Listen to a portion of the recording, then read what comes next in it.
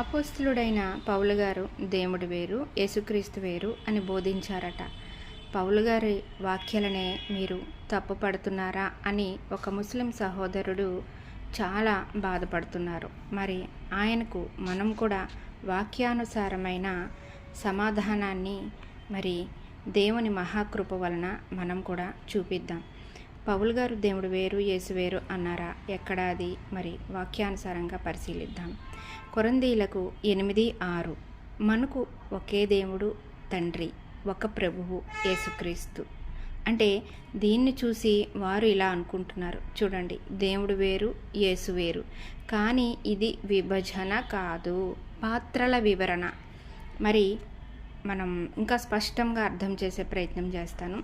తండ్రి మూలము, సోర్సు, కుమారుడు యేసుక్రీస్తు ద్వారా సృష్టి ఏజెంట్. ఇది త్రిత్వ సత్యంలో ఒక భాగం. పౌలు గారు యేసు దేవుడే అని స్పష్టంగా చెప్పిన వాక్యాలను మనం ఇప్పుడు పరిశీలిద్దాం. రోమియులకు 9:5 క్రీస్తు సర్వములకు అధిపతి అయిన దేవుడు. ఇక్కడ పౌలు గారు నేరుగా యేసుక్రీస్తును దేవుడు అని పిలుస్తున్నారు.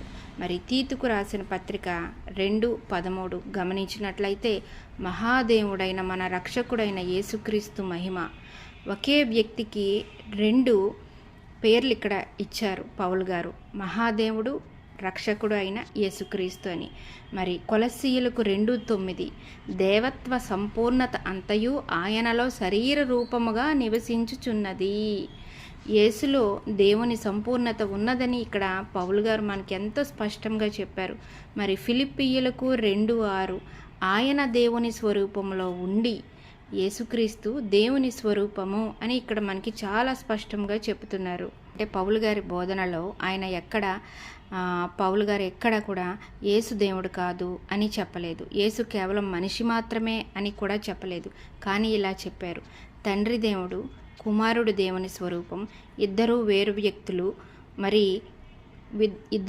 వ్యక్తులు కానీ ఒకే దేవత్వం. ఇది త్రిత్వ సత్యం. మరి మీకు ఇక్కడ ఒక చిన్న ఎగ్జాంపుల్ చెప్తాను. సూర్యుడు మనకి సోర్సు, వెలుగు లైట్, వేడి హీటు. అంటే 3 వేర్వేరు అనిపించిన ఒకటే సూర్యుడు కదా. అలానే తండ్రి, కుమారుడు, పరిశుద్ధాత్మ, 3 వ్యక్తులు ఒకటే దేవుడు. మరి అంటే ఇక్కడ పౌలు గారు ఏం చెప్పారంటే యేసుక్రీస్తు వేరు, దేవుడు వేరు అని వేరు చేయడం కాదు, తండ్రి కుమారుని పాత్రలను వేరు చేశారు కేవలం. అయితే ఆయన స్పష్టంగా యేసును దేవుడు అని పిలిచారు. రోమాపత్రిక 9:5, తీతుకు 2:13. కాబట్టి పౌలు బోధన ప్రకారం యేసుక్రీస్తు దేవుడే.